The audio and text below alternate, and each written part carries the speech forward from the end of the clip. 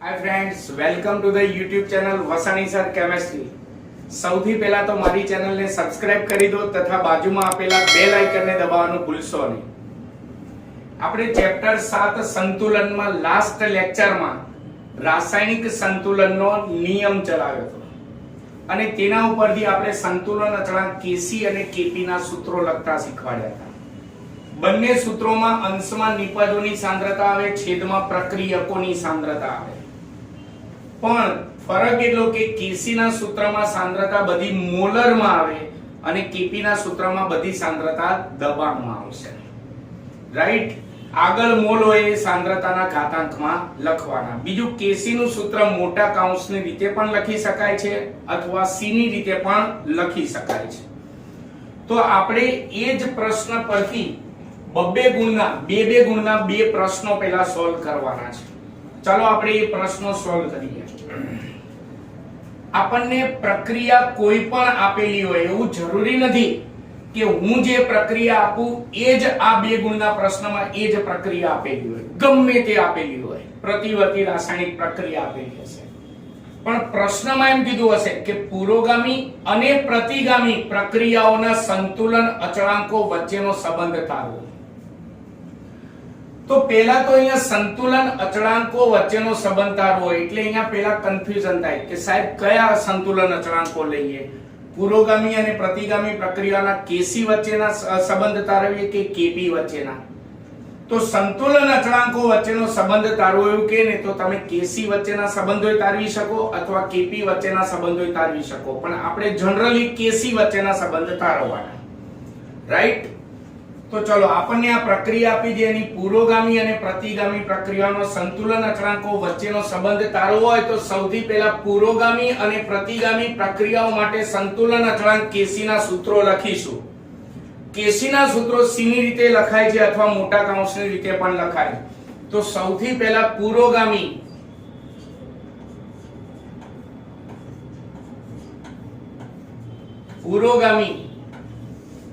પ્રક્રિયા માટે સંતુલન અચળાંક પુરોગામી પ્રક્રિયા માટે આપણે Kc કહીશું. પુરોગામી પ્રક્રિયા માટે એટલે આની અંદર H2 અને I2 લઈને પ્રક્રિયા કરો ને એના માટે આપણે સંતુલન અચળાંક Kc લખવાનો છે. એટલે વિચારો આ બાજુની દિશા માટે વાત છે. તો આ બાજુની દિશા વાત કરીએ તો સામે Hi આપણા માટે શું કહેવાશે? નિપજ કહેવાશે, અને H2 અને I2 આપણા માટે શું કહેવાશે? પ્રક્રિયકો. તો લાસ્ટ લેક્ચરમાં યાદ કરો અંશમાં નિપજોની સાંદ્રતા આવે. આગળ 2 મોલ છે તો Hi ની મોલર સાંદ્રતા, મોટો કૌંસ કરો એટલે મોલર સાંદ્રતા આવે સમજી લેવાની. Hi ની મોલર સાંદ્રતાની 2 ઘાત છેદમાં પ્રક્રિયકોની સાંદ્રતા, એની આગળ 1 મોલ છે એટલે સાંદ્રતાની 1 ઘાત આવશે, એટલે છેદમાં H2 ની મોલર સાંદ્રતાની 1 ઘાત ગુણ્યા I2 ની મોલર સાંદ્રતાની 1 ઘાત આવશે. આ પુરોગામી પ્રક્રિયા માટે સંતુલન અચળાંક Kc લખ્યો, આને કહી દો પરિણામ નંબર 1.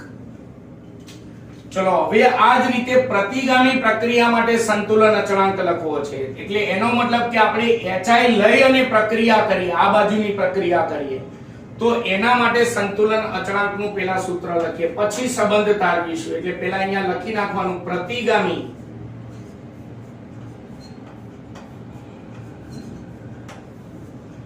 પ્રક્રિયા માટે, ચલો પ્રતિગામી પ્રક્રિયા માટે સંતુલન અચળાંક Kc લખીએ, પણ બંને Kc અલગ પડે એટલે આના સંતુલન અચળાંકને હું Kc કહી દઉં સરળતા માટે.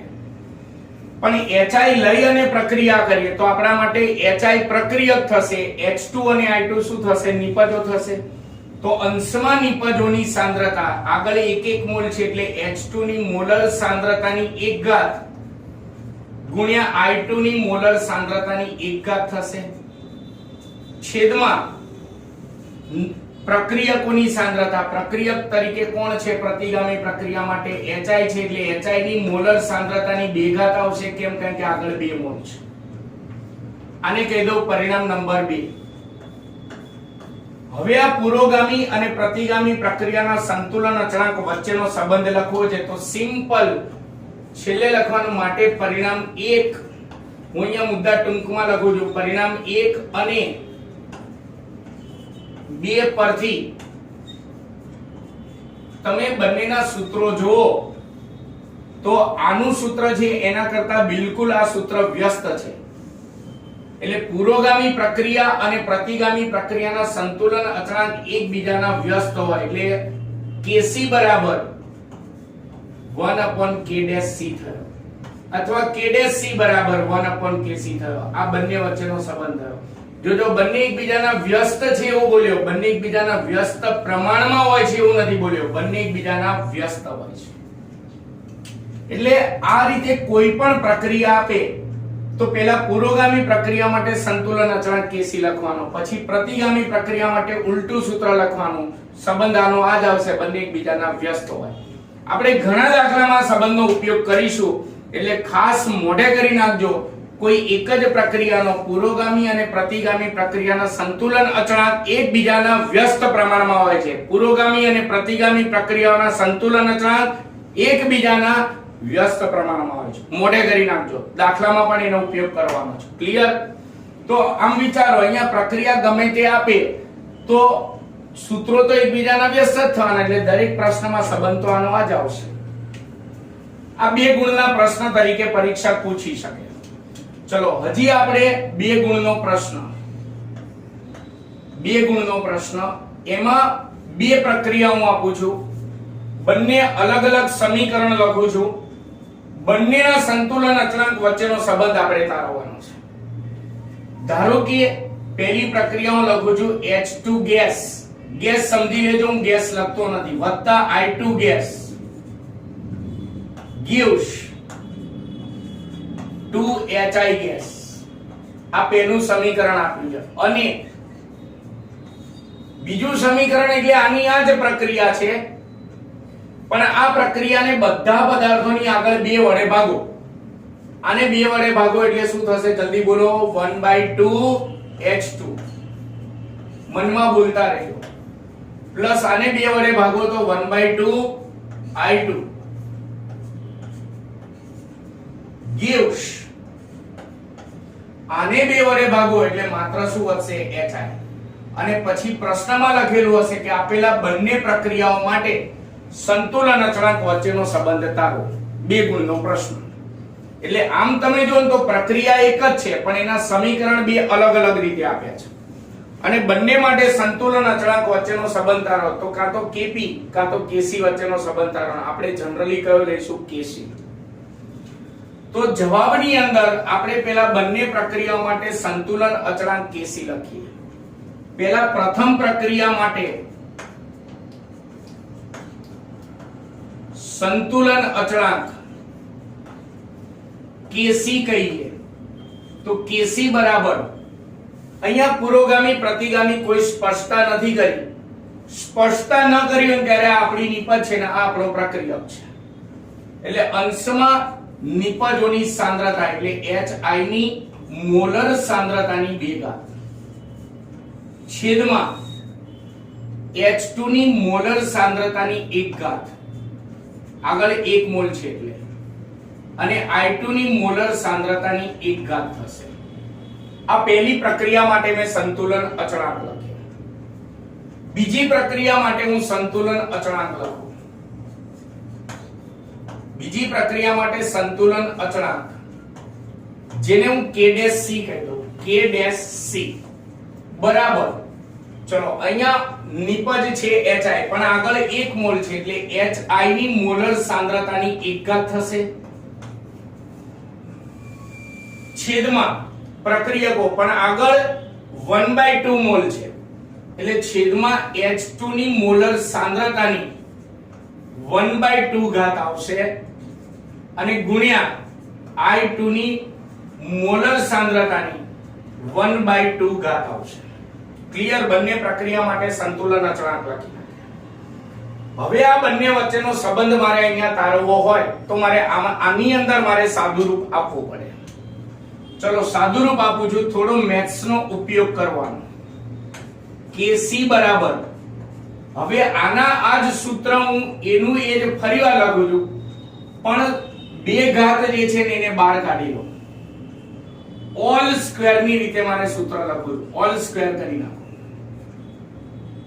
તો મારે અંદર HI ની મોલર સાંદ્રતાની માત્ર એક જ ઘાત વધશે. વિચારો, એક ઘાત છે તો અહીંયા ગુણાકાર કરો તો 2 કા 2 ઘાત થઈ જાય, છેદમાં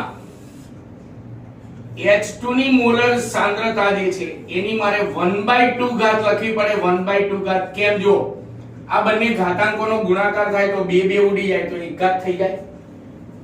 એ જ રીતે I2 ની મોલર સાંદ્રતા જે છે એની પણ 1/2 ઘાત થઈ જશે. કેમ? કારણ કે ઘાતાંકોનો ગુણાકાર કરો 2 2 ઉડી જાય તો 1 ઘાત થઈ જાય.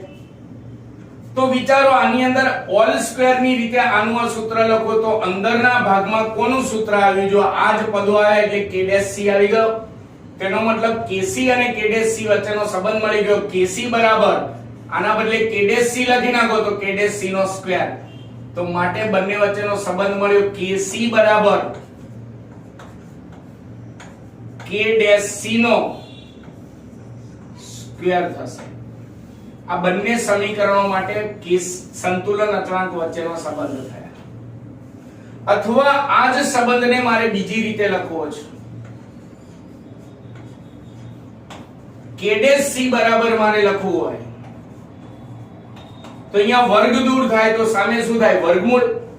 તો મારે વર્ગમૂળમાં kc લખવું પડે, પણ વર્ગમૂળ kc ના કરવું હોય તો વર્ગમૂળ એટલે કેટલી ઘાત કહેવાય? 1/2 ઘાત કહેવાય. 1/2 ઘાત એટલે વર્ગમૂળ કહેવાય. એટલે આના આ જ સંબંધને બીજી રીતે લખવો હોય તો k' c બરાબર kc ની 1/2 ઘાત.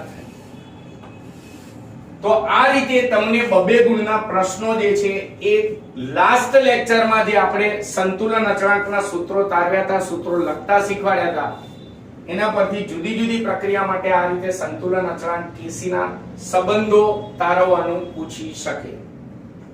રાઈટ. હવે આપણે મોસ્ટ IMP એક લોંગ ક્વેશ્ચન ભણવાનો છે આ લેક્ચરમાં. Most IMP long question. હું જે મોસ્ટ IMP લોંગ ક્વેશ્ચન કહું તો એનો ઉપયોગ બહુ જ થતો હોય તો જ મેં મોસ્ટ IMP કહ્યો હોય. એટલે મિત્રો એવા પ્રશ્નો છોડવાના નહીં, સીધો તરત જ મોઢે કરી નાખવાના. ચલો, આપણે કોઈ પણ પ્રક્રિયા હોય, એક જ પ્રક્રિયા માટે સંતુલન અચળાંક kc નું સૂત્ર લખીએ, સાંદ્રતા મોલરમાં લઈએ. એ જ પ્રક્રિયા માટે સંતુલન અચળાંક kp નું સૂત્ર લખું, સાંદ્રતા દબાણમાં લઈએ. બંને સૂત્રમાં અંશમાં નિપજ આવે, નિપજની સાંદ્રતા, છેદમાં પ્રક્રિયકોની સાંદ્રતા આવે. તો આપણને પ્રશ્ન થાય કે તો સાહેબ એક જ પ્રક્રિયા માટે kp અને kc બંને સરખા ના થાય? કારણ કે બંને સૂત્રોમાં અંશમાં નિપજોની સાંદ્રતા, છેદમાં પ્રક્રિયકોની સાંદ્રતા. ફરક એટલો કે આમાં મોલરમાં, kp માં દબાણ. તો સરખું મૂલ્ય ના આવે?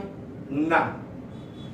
કેટલીક પ્રક્રિયાઓ માટે kp અને kc ના મૂલ્યો સરખા હોય પણ ખરા, અને કેટલીક પ્રક્રિયા માટે સરખા ન પણ હોય. તો આપણને કઈ રીતે ખબર પડે કે કઈ પ્રક્રિયા માટે kp અને kc નું મૂલ્ય સરખું અને કઈ પ્રક્રિયા માટે kp અને kc ના મૂલ્ય જુદા જુદા? તો એના માટે આપણે લોંગ ક્વેશ્ચન ભણવાનો છે. Very most IMP long question. kp અને kc વચ્ચેનો સંબંધ તારવો. kp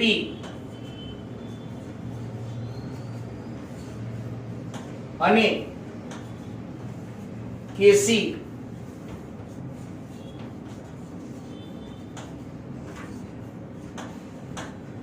વચ્ચેનો સંબંધ તારવો.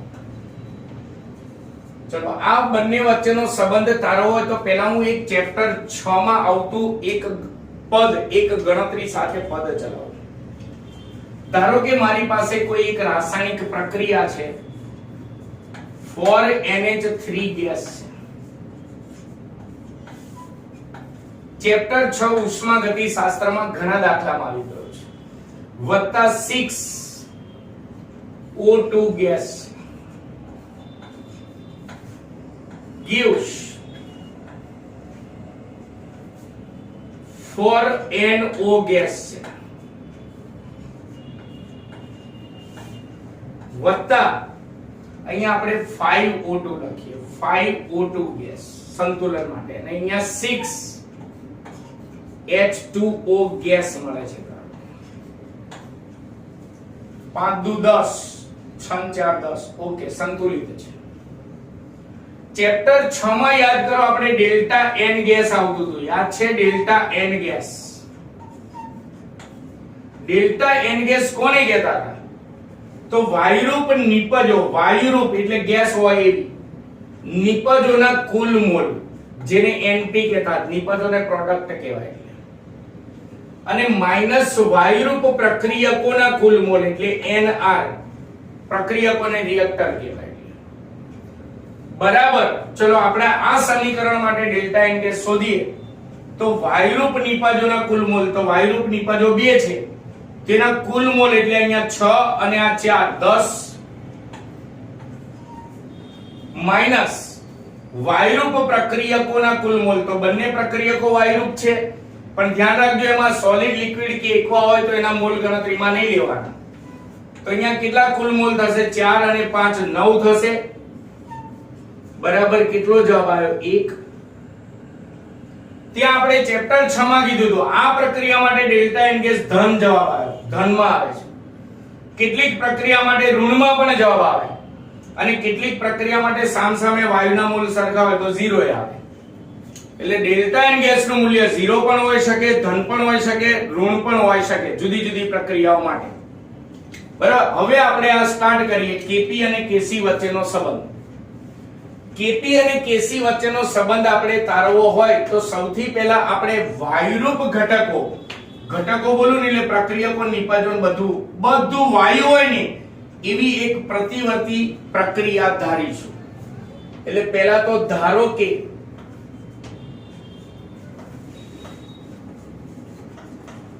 એક વાયુરૂપ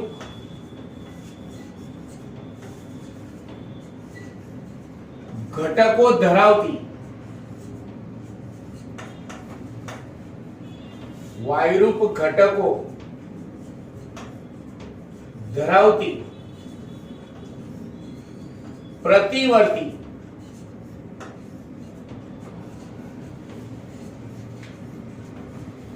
પ્રક્રિયા નીચે મુજબ છે. તો આપણે વાયુરૂપ ઘટકો ધરાવતી પ્રક્રિયા લખીએ. લાસ્ટ લેક્ચરમાં આપણે રાસાયણિક સંતુલનનું ગાણિતિક સ્વરૂપ તારવા માટે જે પ્રક્રિયા ધારી હતી ABCD માં, એની એ જ પ્રક્રિયા આ થિયરીમાં ધારવાની છે, પણ વાયુરૂપ ઘટકોની સ્પષ્ટતા કરી છે. એટલે આ થિયરી પૂછાય તો ગેસ લખવું ફરજિયાત છે.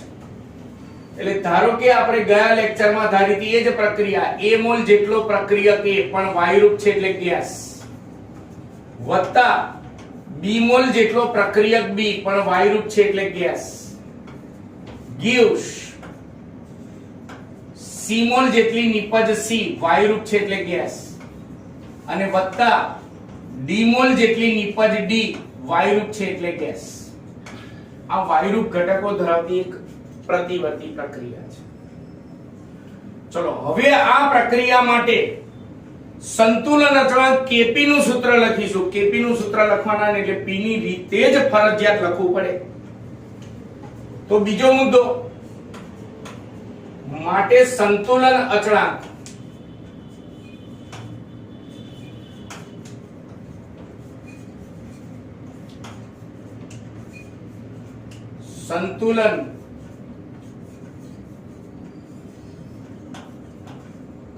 અચળાંક. ચલો Kp નું આપણે સૂત્ર લખવું છે. તો Kp બરાબર યાદ હોવું જોઈએ, અંશમાં નિપજોના દબાણ છેદમાં પ્રક્રિયકોના દબાણ આવશે. તો અહીંયા C નું દબાણ એટલે PC એની સ્મોલ c ઘાત ગુણ્યા D નું દબાણ એટલે PD એની સ્મોલ d ઘાત છેદમાં A નું દબાણ એટલે PA એની સ્મોલ a ઘાત ગુણ્યા B નું દબાણ PB એની સ્મોલ b ઘાત. આ સંતુલન અચળાંક Kp નું સૂત્ર લખ્યું. હવે મારે Kp અને Kc વચ્ચેનો સંબંધ તારવવો છે, એટલે કે એક જ સૂત્રમાં Kp અને Kc બંને આવવું જોઈએ એવું સૂત્ર તારવવું છે. તો એના માટે હું આદર્શ વાયુ સમીકરણનો ઉપયોગ કરી આ ચારે ચાર પદાર્થોના દબાણ Pa, Pb, Pc અને Pd આ ચારે ચારના દબાણના મૂલ્યો શોધીશ, પણ આદર્શ વાયુ સમીકરણ પરથી. એટલે આદર્શ વાયુ સમીકરણ આપણે ચેપ્ટર 5 માં આવી ગયું છે.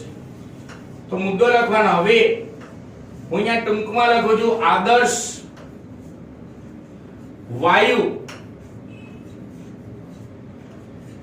સમીકરણ. આપણું આદર્શ વાયુ સમીકરણ જે PV બરાબર nRT છે. આ V ગુણાકારમાં છે, સામે જાય તો ભાગાકારમાં. તો માટે P બરાબર nRT upon V લખાય તો હું છેદમાં V અહીંયા લખું છું તો પણ ચાલે આ રીતે. હવે ચેપ્ટર 1 પાછું યાદ કરો. મોલારિટી. ચેપ્ટર 1 માં મોલારિટીને કેપિટલ M કહેતા હતા. આ ચેપ્ટરમાં મોલારિટીને, દ્રાવણની મોલારિટીને C કહીશું. એનું ટૂંકું સૂત્ર શું હતું? દ્રાવ્યના મોલ. દ્રાવ્યના મોલ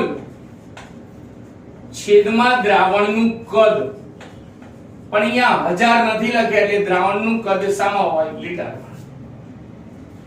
મોલની સંજ્ઞા શું થાય? Small n. દ્રાવ્યના મોલ છેદમાં દ્રાવણનું કદ લીટરમાં એટલે V થાય. તો આ n upon V એટલે મોલારિટી થઈ C, મોલર સાંદ્રતા C થયું. તો અહીંયા C લખી દો તો એનો અર્થ એવો થયો કે આદર્શ વાયુનું દબાણ કેટલું હોય તો તેના દ્રાવણની મોલર સાંદ્રતા ગુણ્યા RT જેટલું હોય, CRT જેટલું હોય. તો આ P બરાબર CRT મુજબ હવે આપણે ચારે ચાર વાયુઓના દબાણ લખીએ. તો આ સૂત્ર મુજબ ચલો પહેલા Pa નું દબાણ લખવું છે. તો પદાર્થ A નું દબાણ કેટલું હોય તો A ની મોલર સાંદ્રતા Ca RT જેટલું હોય. B નું દબાણ કેટલું હોય? B નું દબાણ Pb બરાબર તેની મોલર સાંદ્રતા Cb ગુણ્યા RT જેટલું હોય. C નું દબાણ કેટલું હોય તો Pc નું મૂલ્ય C ની મોલર સાંદ્રતા Cc ગુણ્યા RT જેટલું હોય.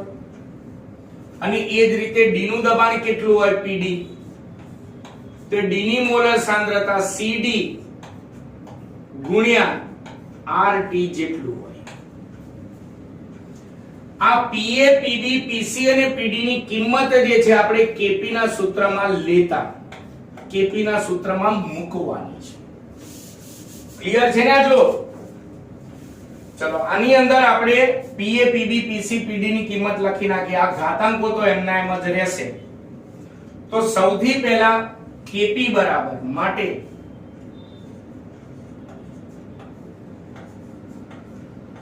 Kp બરાબર ચલો પહેલા Pc નું મૂલ્ય લખીએ. એની સ્મોલ c ઘાત તો ખરી. Pc નું મૂલ્ય એટલે અહીંયા શું લખું? Cc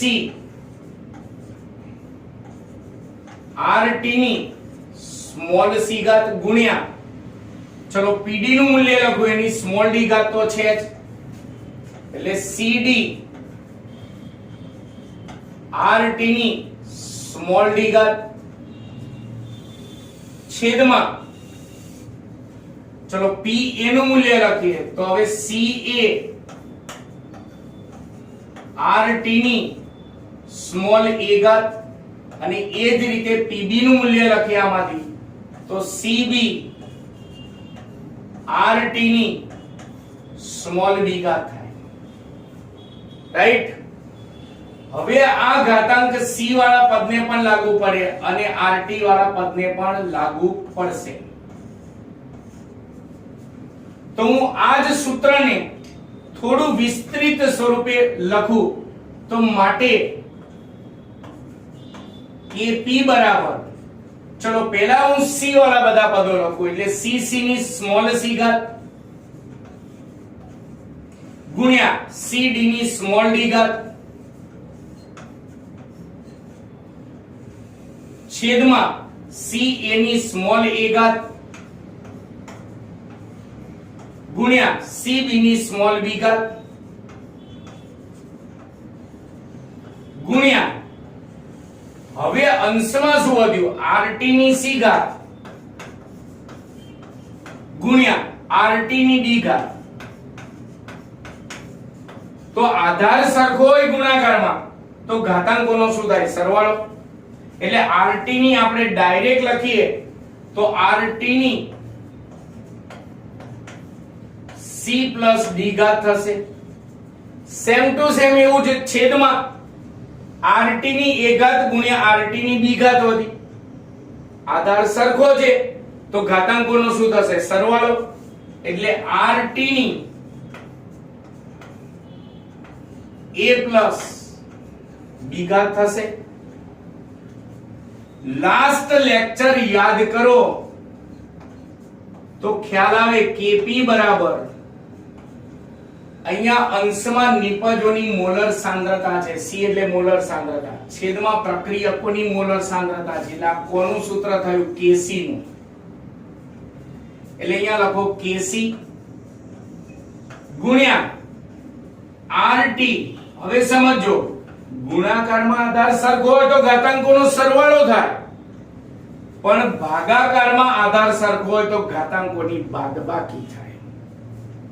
તો અહીંયા RT ની c d minus a b ઘાત થાય. તો માટે Kp બરાબર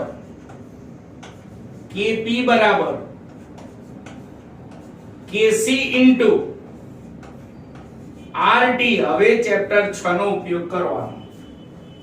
ચલો C d એટલે વાયરૂપ નિપજોના કુલ મોલ છે એટલે આ Np થયો, માઈનસ a b એટલે વાયરૂપ પ્રક્રિયકોના કુલ મોલ છે એટલે Nr થયો. એટલે જો વાયરૂપ નિપજોના કુલ મોલ માઈનસ વાયરૂપ નિપજોના પ્રક્રિયકોના કુલ મોલ એટલે આ શું થયો આ બાદબાકી એટલે ડેલ્ટા N ગેસ થઈ ગયો. પણ ધ્યાન રાખજો જુદી જુદી પ્રક્રિયા માટે ડેલ્ટા N ગેસ કેટલીક પ્રક્રિયા માટે ધન હોય, કેટલીક પ્રક્રિયા માટે ઋણ હોય, કેટલીક પ્રક્રિયા માટે 0 હોય. એટલે ટૂંકમાં અહીંયા C d minus a b છે એટલે શું થઈ ગયું ડેલ્ટા N ગેસ થઈ ગયું. હવે હું આ ભૂસી નાખું છું.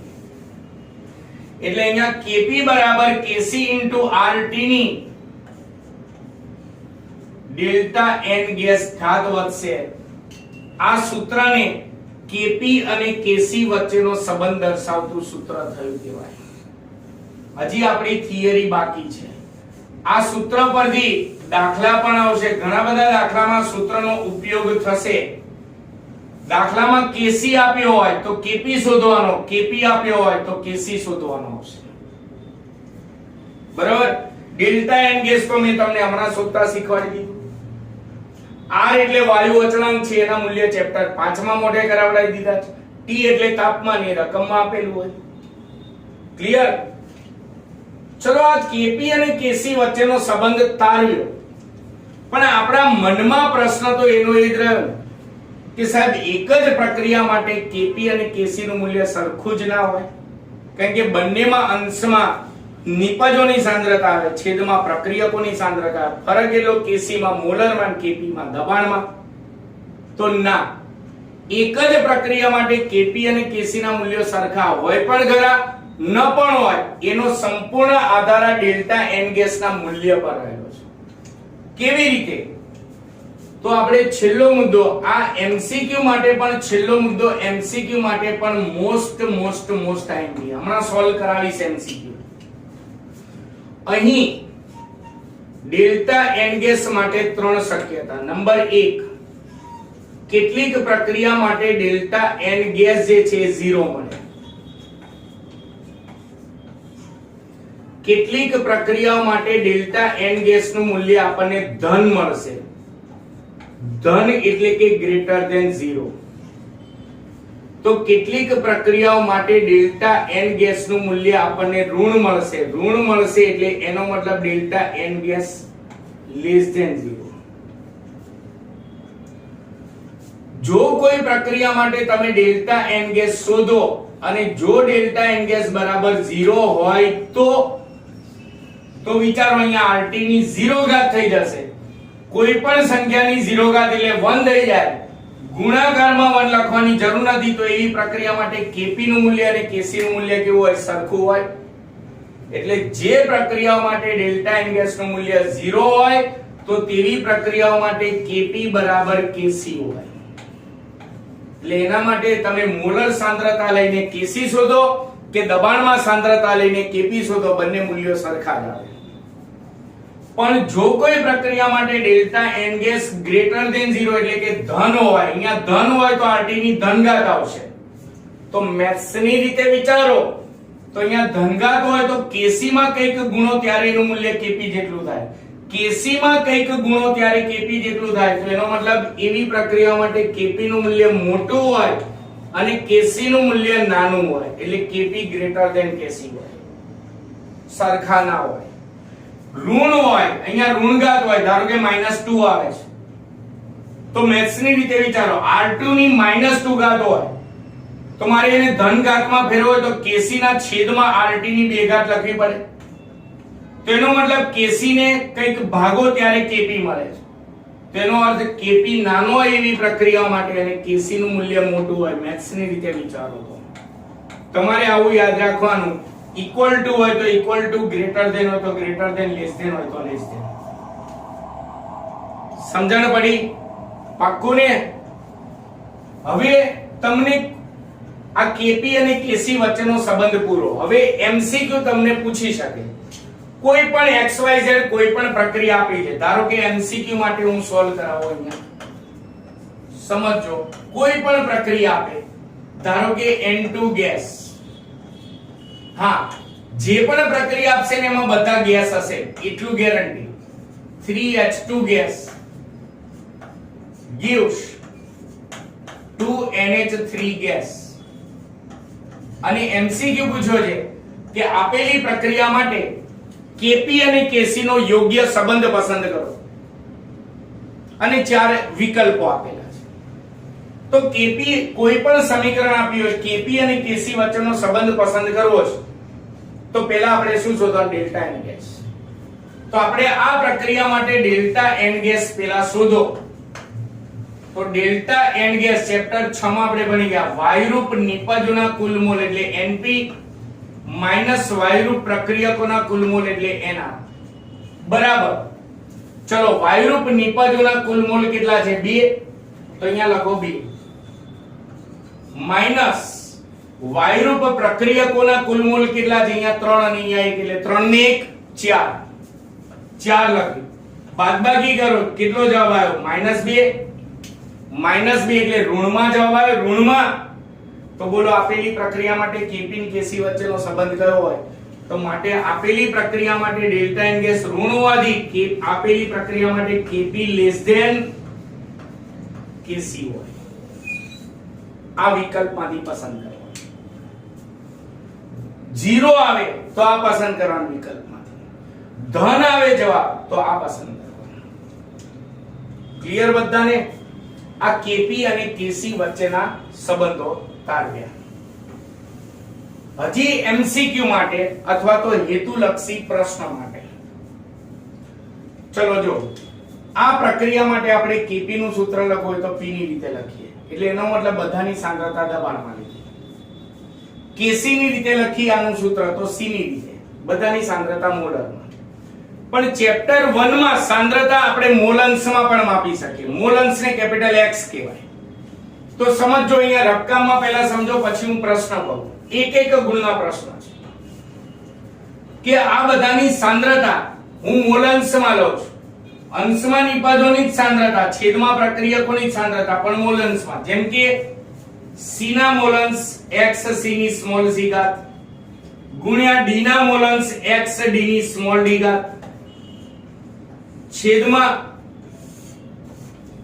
A ના મોલ અંશ x A ની સ્મોલ a ઘાત ગુણ્યા B ના મોલ અંશ x B ની સ્મોલ b ઘાત.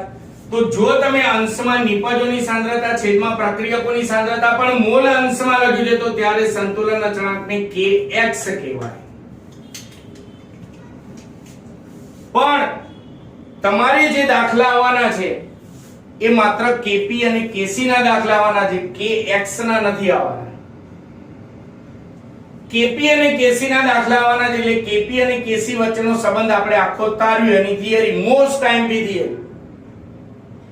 પણ ભલે kx ના દાખલા નથી આવવાના પણ તમને kp અને kx વચ્ચેનો સંબંધ પસંદ કરો એમ કે, અથવા kc અને kx વચ્ચેનો સંબંધ પસંદ કરો એવું કે, તો આપણે સંબંધ તારવવાના નથી, એ સંબંધોના સૂત્રો મોઢે યાદ રાખજો. આ મેં kp અને kc વચ્ચેનો સંબંધ લખ્યો એક ગુણના MCQ માટે અથવા હેતુલક્ષી પ્રશ્નો માટે. પહેલો સંબંધ યાદ રાખજો, અહીંયા થિયરી પૂરી થઈ ગઈ છે. મારે kp અને kx વચ્ચેનો સંબંધ લખવો છે તો એનું સૂત્ર તારવા નથી, kp બરાબર આમાં kc છે એના બદલે kx કરી નાખો, પણ અહીંયા RT ની ડેલ્ટા n ગેસ ઘાત છે એના બદલે અહીંયા સંતુલન આ બધા વાયુઓનું જે કુલ દબાણ હોય એ કુલ દબાણ P ની ડેલ્ટા n ગેસ ઘાત આવશે.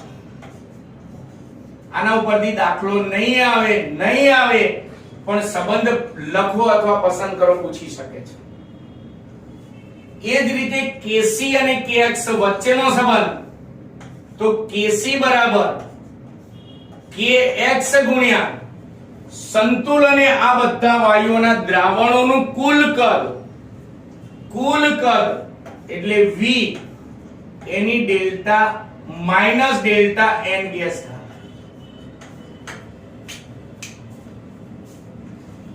તમને આ સંબંધ ઉપરથી દાખલા આવશે. આ સંબંધ માત્ર સૂત્ર લખો કે સંબંધ પસંદ કરો એવો MCQ કે એક ગુણનો પ્રશ્ન પૂછાય ને તેના માટે યાદ રાખવાનું છે. ક્લિયર? એટલે લાસ્ટ લેક્ચરમાં આપણે સંતુલન અચળાંક kp અને kc ના સૂત્રો લખતા શીખ્યા. આજે કોઈ એક જ પ્રક્રિયા માટે kp અને kc વચ્ચેના સંબંધો તારવતા શીખ્યા. અત્યારે આપણે કયું સંતુલન ભણી રહ્યા છે? રાસાયણિક સંતુલન. તો રાસાયણિક સંતુલન પાછા બે પ્રકારના હોય, સમાંગ રાસાયણિક સંતુલન અને વિષમાંગ રાસાયણિક સંતુલન. તો હવે એ રાસાયણિક સંતુલનના પ્રકારોની થિયરી આવશે, બહુ જ લાંબો પ્રશ્ન આવશે. એ રાસાયણિક સંતુલનના પ્રકારો આપણે નેક્સ્ટ લેક્ચરમાં ભણીશું. મિત્રો, તમને મારો વિડિયો લેક્ચર ખરેખર સારો લાગ્યો હોય તો જરૂરથી સારી કમેન્ટ કરો. મારા વિડિયોને લાઈક અને શેર કરવાનું ભૂલતા નહીં. નમસ્કાર.